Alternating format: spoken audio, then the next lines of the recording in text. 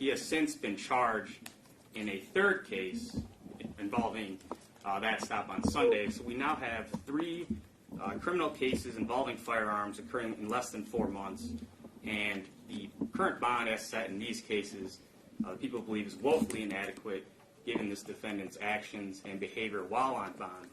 And we'd ask the court to increase that bond substantially, add a GPS tether.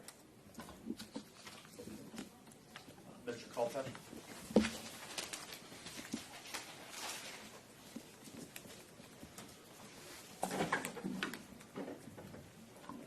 First of all, Your Honor, with regard to the previous bond set, I don't have personal knowledge, but my understanding is Mr. Appling has never been late for court. He's appeared for court as the court has directed each and every time a date was set. And I would assure the court that that would continue. Yesterday, Pretrial Services recommended a $10,000 10% bond. In the case before in 36th District Court, yes. What is the rate? Yes. The 10,000, 10%. 10,000, 10%. The magistrate who set the bond looked at that and said that because of the pending cases, she would not grant that 10,000, 10% bond that our pretrial services, who we charge to do these kind of things and evaluate people to determine what would be a fair bond to assure their appearances in court, set it below at 10,000. She raised it to 50,000. The family and friends of Mr. Appling gathered the money together and got him out last night about 8 o'clock. I called him and we talked, and I told him that he needed to be in court this morning, and lo and behold, he appears again. I mean, I've known you for a while, you've known me for a while. I know that in my 40... More than 3 decades. Yes, my 40-plus years of practice, I've seen a lot of defendants charged with more egregious crimes than this defendant is charged with on bonds much less than the one he's presently on. I think that it's more than adequate to assure the court that he would be there. I give the court my personal assurance that he will make every court appearance set. And I don't think I have to remind anyone that he is innocent until proven guilty. I would not like to try any of this case at this moment in time. I can only assure the court that his promptness and being in court will continue, and this bond is reasonable to assure that. And that is one of the purposes of the bond, to assure that he will be in court. I understand that one of the other purposes would be to protect the public. The magistrate considered all of that, and when she set that bond, and I asked the court to stand by it. Okay. And you have mentioned the fact that an important fact that bond is not just to make sure that he appears, and there's no reason to believe that he, at this point, he won't appear for court, but as you indicate, is for the protection of the public. Might I add, though, you may, that possession of a firearm in general in Michigan is, under certain circumstances, legal. I'm not lessening the importance of the charges that Mr. Appling faces, but he has never brandished this weapon at any. There's no accusations of him brandishing, threatening, or using it as a weapon against anyone at this point in time. The basis of all these charges is possession. you want to say something, Mr. Forrest? Judge, the issue is that we have a first case happening in May 2nd, 2016, and then while on bond on that case, this defendant picks up a second case. And while on bond on these 2 cases, we now have a third case, Judge. So I think that the orders of the court are not being respected, and I believe that a GPS tether, as well as a higher bond than the current $5,000, 10%, $5,000 personal, will help to achieve those goals, Judge. So I'd ask that the bond be increased on both cases. In reviewing the files yesterday after I received the motion, I was looking for the bond slips in each of these cases. Because one of the conditions of bond is that you not violate any new criminal laws. And the first case that he was on, the 16622 case,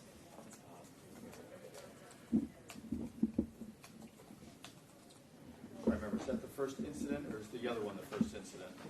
I think the 5216 case is the 16-7054 is the first allegation. He was arraigned on the warrant on May 4th of 2016, and he was given a $5,000 personal bond.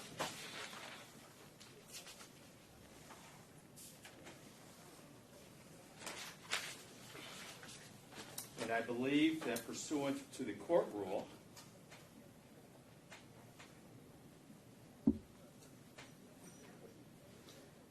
(6.106) pretrial release, paragraph C,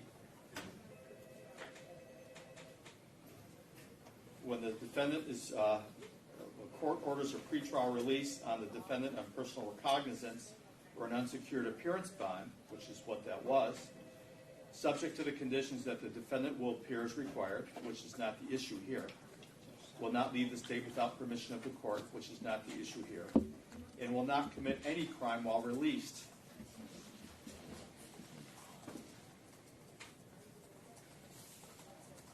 And that seems to be the issue that's here. And I think that's the issue that Mr. Forrest raises. And that while he was on bond on that case, it's alleged that he committed a new crime, which is the allegations from the 6/18/16 incident, which is case 16-6222-01-FH, in which he was arrested, a preliminary examination was held, and he was bound over on the additional charge. I believe that's just, that one is carrying a concealed weapon.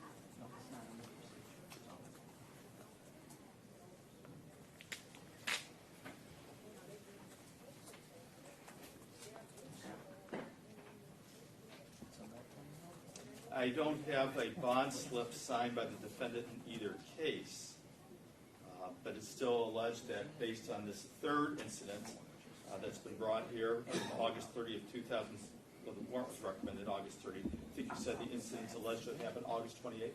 That's correct. Okay. That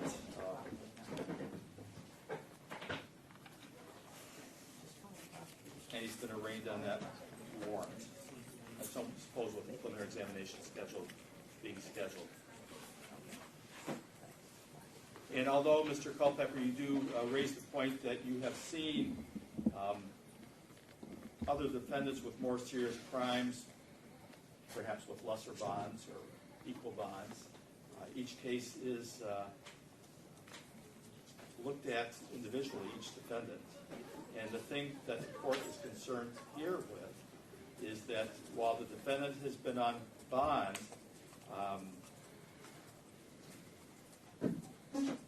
and granted, the presumption of innocence still applies, and every defendant is entitled to a bond, but he has picked up new cases. And there is a statute, 7.65.6a, says before granting an application for bail, a court shall require a cash bond or a surety other than the applicant if the applicant, one, is charged with the crime alleged to have occurred while on bail pursuant to a bond personally executed by him. Now, I don't have any bond slips that show me that they were personally executed by him, and that statute requires the court to set a cash bond or a surety if charged with a crime alleged to have occurred while on bail pursuant to a bond personally executed by him. So I suppose that without the executed bond slips by the defendant, it would be within my discretion to do that. Well, before you rule, I'm absolutely going to give each of you do understand that the same two officers that arrested him on the second case are the ones that arrested him on the third. I don't have, no one's presented that to me. I want to put that on the record. All right. The same two officers. How likely is that? Mr. Forrest, anything else? No, Judge, I have nothing further unless the court has any. All right. All right.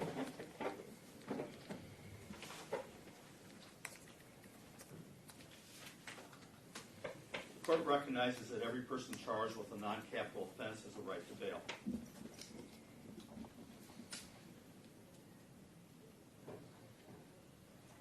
And that there's there's nothing in this particular case that indicates that the defendant should be denied bail.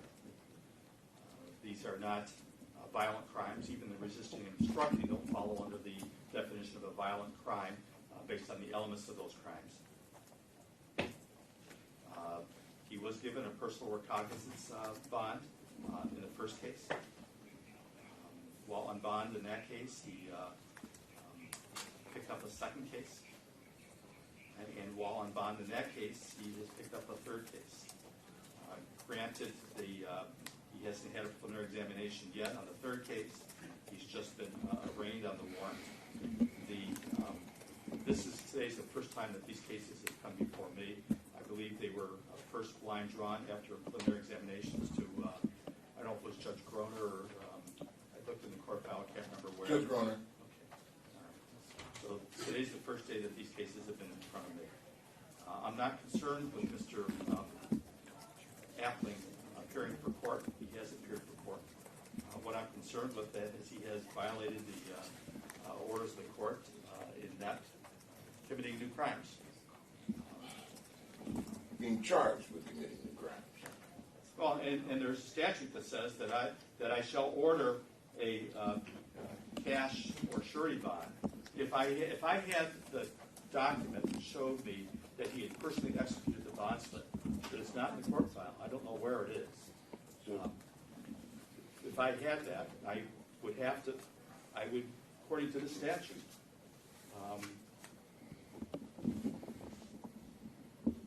shall require a cash bond or a surety other than if the applicant is charged with a crime alleged to have occurred while on bail. So this is a modification. This is a request for modification.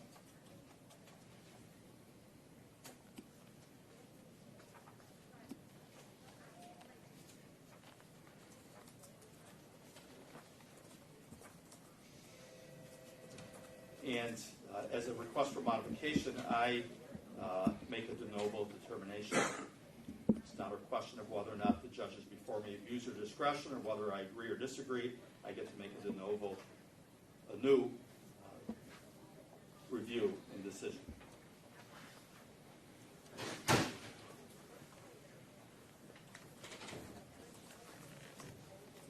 So according to the court rule 6.106 F1, the court should consider the following information. The defendant's prior criminal record, including two juvenile offenses. I'm not aware of any prior criminal convictions. I'm not aware of any juvenile adjudications. I'm simply aware that while on bond on these two cases, or they continually picking up a new case, each of them involving firearms. I have no information regarding the history of substance abuse or addiction. I have no information regarding his mental condition or anything about his character. There are no threats involved in this case, although I recognize there are charges of resisting, obstructing, and fleeing and eluding. I haven't read the preliminary examination transcript in the one case that was held, so I can't make a ruling on the probability of conviction and the likely sentence, except that on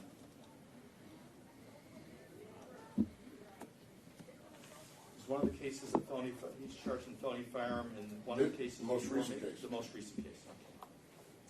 I don't know anything about his employment status or anything like that. I understand from Mr. Culpepper that he has family support, that they in fact provided, helped him get the bond money for the last night.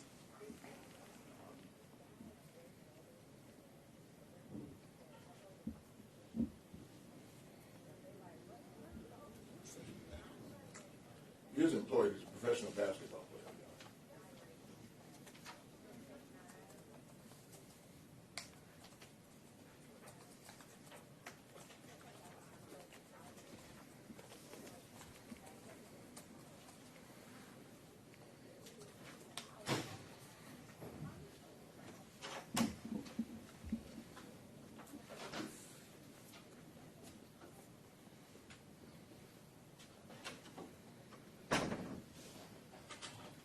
So I'm going to make a de novo determination, and I'm first going to start with the case of 16-7054-01-FH.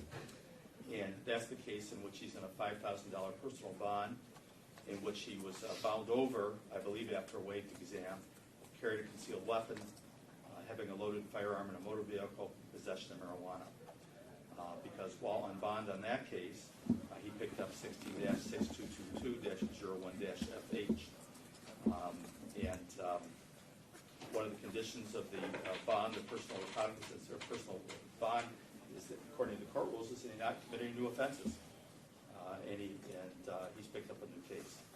So the bond in the 16-7054 case, -01, I'm going to increase that to $50,000, 10% cash or surety with a GPS tether, with conditions that I will set out in a minute. In the 16-6222 case, -01-F case, in which the bond was $5,000, 10%. Recognizing that the defendant has not had a preliminary examination, he's just been arraigned on the arrest warrant, hearing Mr. Culpepper's argument that what's the likelihood that the same officers would arrest him on the third case as it arrested him on the second case. I can't pass on that. But I'm going to increase the bond on the second case, the 16-622 case, from $5,000, 10% to $50,000, 10% cash or surety with a GPS tether with conditions. For the reason being is that while on bond, he's continuing to pick up or be arrested on new gun charges. And I believe that while that does not, and while possessing a gun not by itself may not indicate, it's hard to believe that we can say here in this country that possessing a firearm has no correlation to a danger to others or danger to oneself. Are we going to discuss the Second Amendment here? No, I don't really want to do that. All right, that's what I thought. All right. But I think when it's done in violation of the law, because there's in violation of conditions that are set by the court, I mean, bond conditions really aren't that difficult to follow. But aren't you prejudging the conviction when you say that conviction? No. I'm setting a bond, and I'm setting a bond that I don't believe is excessive.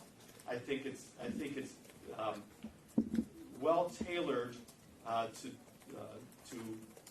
protect the public. Well, let me ask you this: given that, I mean, you've got setting two bonds, will one? I mean, does he have to put up? The family have to put up $100,000 bond? I mean, that's basically what. Or will the $50,000 bond be for both? Well, he now will have bonds on all three cases.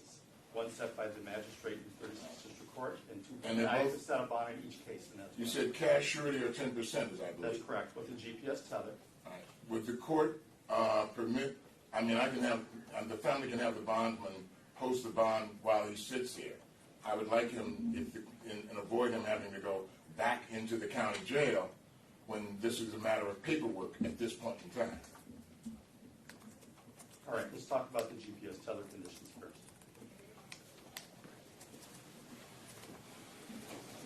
Does anyone want to address any recommended GPS tether conditions?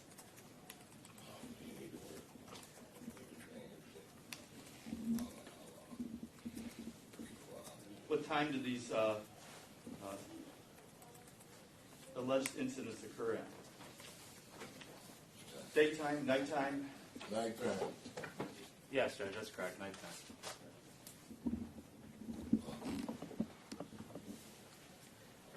So I'd ask for some curfew.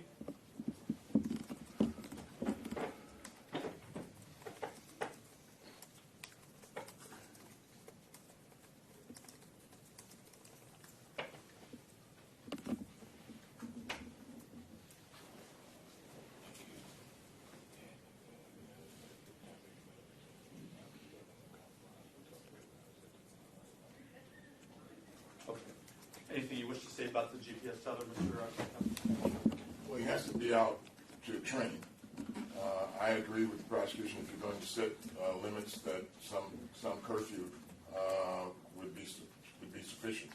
Other than that, I would hope the court would allow him free rein in order to attempt to maintain his employment. He does have to train. All right.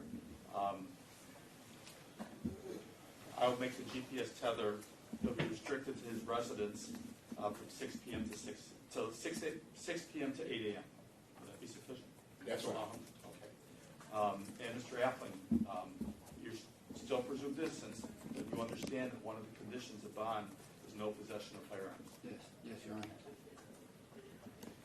And you're not to be near anyone that possesses any firearms. Yes, Your Honor. And there are not to be any firearms in the home that you're residing in. Yes, Your Honor. 6 a.m. to 8 p.m., Judge? Yes, restricted to his home from 6 p.m. to 8 a.m. And Mr. Culpepper, with regard to your request, I'm going to treat Mr. Appling as I treat everybody else, and until the bond is posted, he'll be remanded with custody of the Wayne County Sheriff. I mean, can we leave him in the building because I will have the bond posted momentarily? I don't have control of that once he's remanded to the sheriff, and that'll be pursuant to the Department of procedure. I'm going to just have one more comment. If Mr. Appling was like everybody else, he wouldn't. This motion for bond wouldn't have been brought. And Well, I've been here long enough and seen enough to know when there's some kind of grandstanding going on. well, I don't know if that's true or not, or if it's only because, and I don't know of Mr. Appling. I'm not a team sports guy. I'm an individual sports guy. But what's distinctive about this, despite the fact of he's apparently a basketball player, from what I understand, is that he's picked up 3 gun cases in short order. I think that's what's distinctive about that. And I think that's why the prosecutor made the motion, because this is behavior that poses a danger, indicates he may be a danger to the community.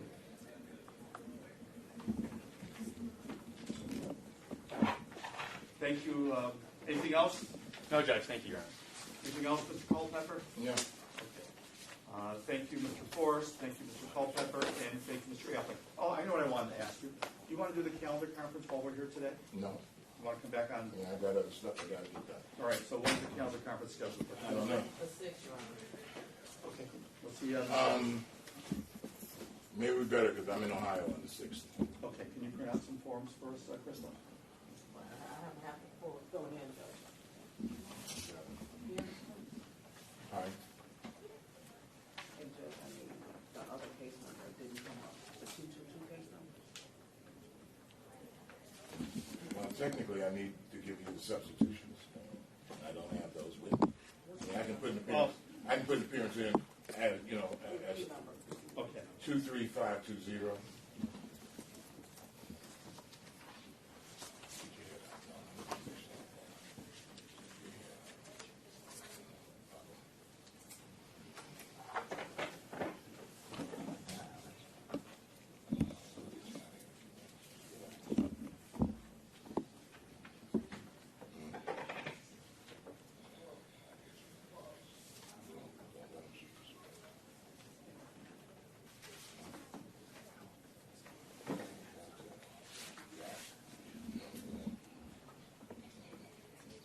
I don't have other case number.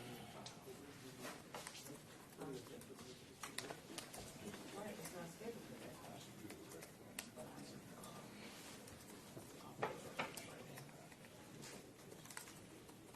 It's 16.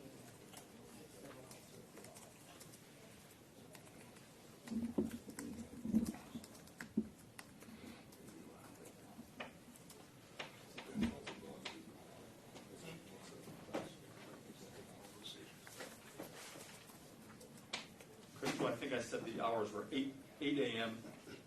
to 6 p.m. Okay. 8 a.m. to 6 p.m.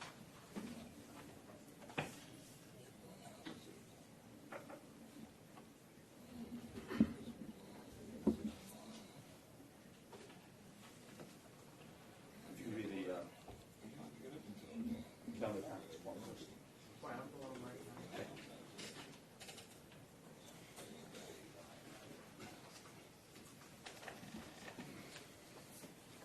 Is 8 a.m. a.m. to 6 p.m.? 8 a.m. to 6 p.m. I thought it was 6 p.m., 6 a.m. to 8 p.m. is what you said originally. He can be out between 8 a.m. to 6 p.m. We may have said it backwards. She wrote it, I said that he has to be in between 6 p.m. and 8 a.m. so he can be out between 8 a.m. and 6 p.m. So he's got 10 hours, daylight hours to work.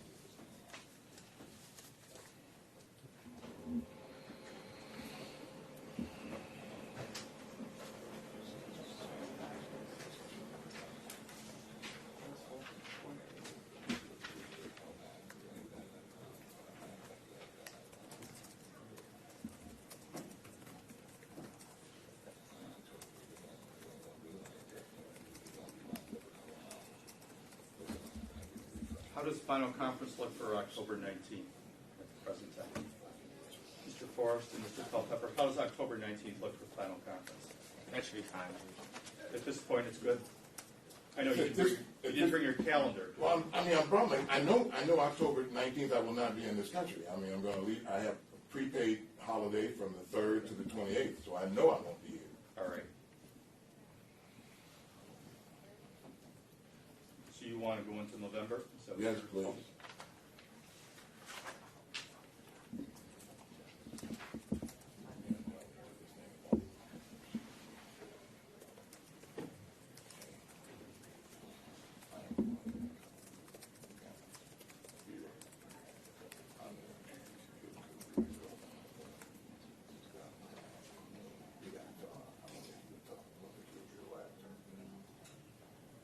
How's November 11th? Fine, Your Honor. It's Friday, Sessions Day.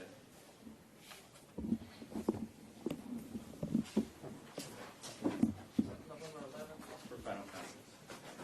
And contrary to your comment, I do have my calendar.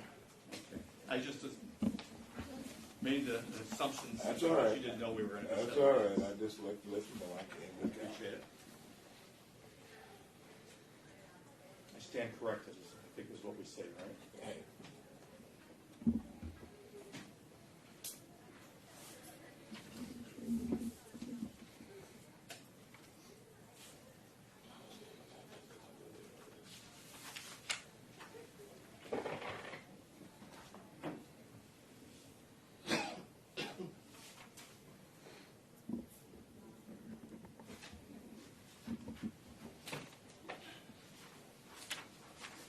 And if we're looking for trial dates, how's December 14th look for one of the trial dates?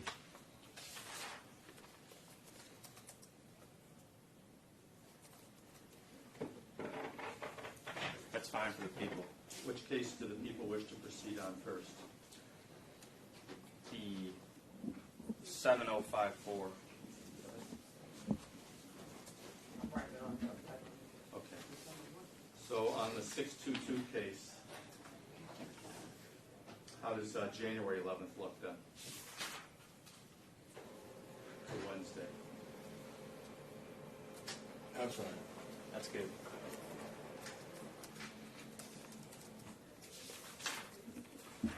And Crystal, would you print out an order of reciprocal discovery so I can sign that as well?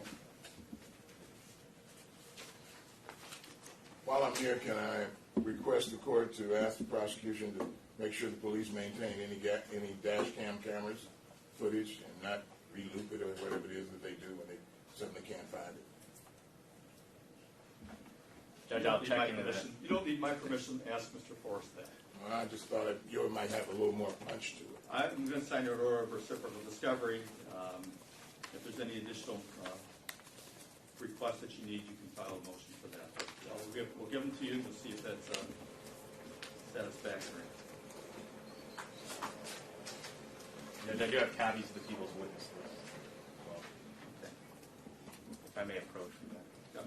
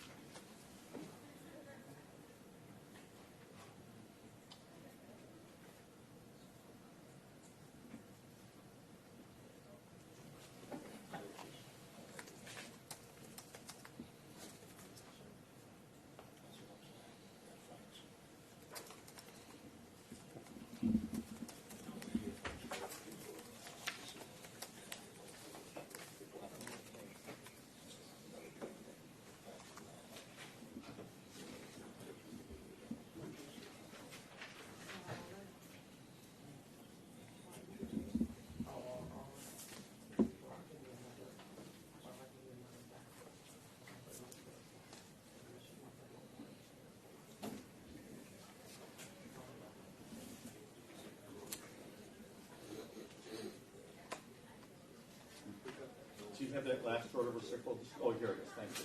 Let me see it.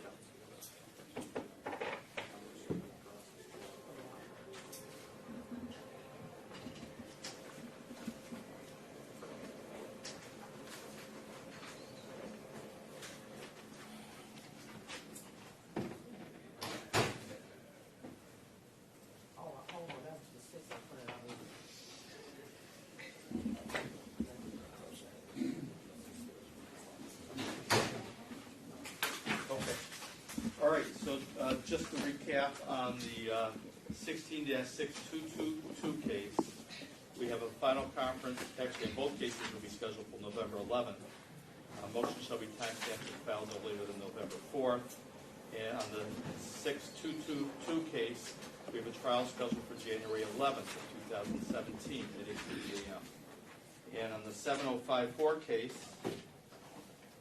again, the same final conference of November 11th, with motions shall be timestamped and filed no later than November 4th, with the trial scheduled for December 14th at 8:30 a.m. And again, I've signed an order of reciprocal discovery in both cases. We'll make copies of the summary statement and calendar conference. If Mr. Appling is bound over on the new case, it will be come here pursuant to the guidelines by the courts. And I've received the preliminary witness list from on both cases. Have you received a copy of that, Mr. Culpepper, the preliminary witness list? I have. Okay. All right. And anything further? No, Your Honor. Okay. Mr. Appling, you'll have to go with the deputies at this time, and we'll make copies of these documents for each of the lawyers. Thank you very much.